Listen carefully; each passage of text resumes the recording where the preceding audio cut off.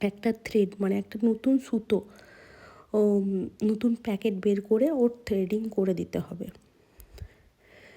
ওই হলো, মানে আমি আর নিতে পারিনি জিনিসটা, যে হ্যাঁ একটার পর একটা নাটক করেই যাচ্ছে।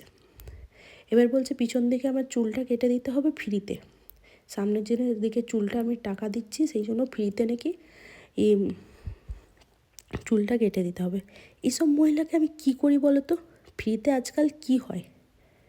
কিছুই হয় না। আর আমি এখানে বিজনেস করতে বসেছি, নিশ্চয়ই আমি কোনো কিছু দান করতে বসিনি। বলছে ফ্রি, বলছে এইটুকু সমান করেই চুলটা কাটবে, তো টাকা কী জন্য দেবো? সোজা তো সমান, তাহলে উনি তো মানে বাড়িতেও কেটে নিতে পারে, ঠিক কি না বলো সবাই? বাড়িতেই কেটে নিতে পারতো।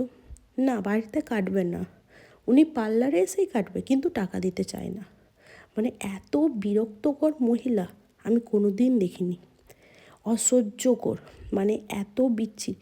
সাইডে দেখতেই পাচ্ছ বাকি কাস্টমাররা ছিল, ওনার কথা শুনে সবাই কন্টিনিউ হেসে যাচ্ছে, মানে উনি কিছু বুঝতেই চাইছে না প্রত্যেকটা কথাতে।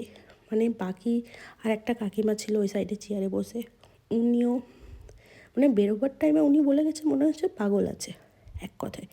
মানে এত অসভ্য মহিলা আমি কোথাও দেখিনি, এক কথায় যাকে বলে অসভ্য। মানে গলার জোর, আসার পর থেকে একরকম। প্রথমেই এসে পড়ে, ফার্স্ট টাইম এসেছিল ইনি, এসে পরেই বলছে, প্রথম কথা স্বাভাবিক, ফার্স্ট টাইম এসছে বলবে আইব্রো ভালো করে বানাবে, স্বাভাবিক, আমি এটা মানতে বাধ্য। হ্যাঁ আমিও বলেছি হ্যাঁ করে দেখো, আমার হাতের কাজ ভালো লাগবে। হলো, আইব্রো করে দিয়েছি। একটার পর একটা নাটক, প্রথমে সুতো নিয়ে করলো, দ্বিতীয়ত চিরুনি নিয়ে করলো, তারপরে হেয়ার কাটিংটা সুন্দর হওয়ার পরেও আবার কাটিং করিয়ে খারাপ করলো। আবার উনিই বাইরে গিয়ে বলবে যে সুস্মিতা ভালো কাজ করে না। তো এইসব মহিলাকে কি করা যেতে পারে একটু বললে খুবই ভালো হয়। দেখতেই পাচ্ছ এখনও পর্যন্ত মানে কিছু বলার নেই, দিনটা এমন গেছে। তারপরেও মানে নিজেকে কি ভাবছে ভগবান জানে।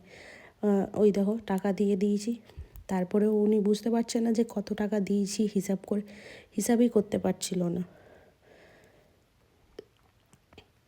মানে কি মাথায় চলছিল ভগবান জানে, আর কি উদ্দেশ্যে এসেছিল উনিই জানে।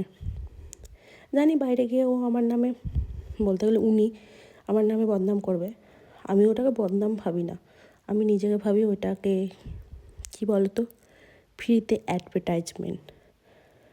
টাকা আমিই নিলাম, কিন্তু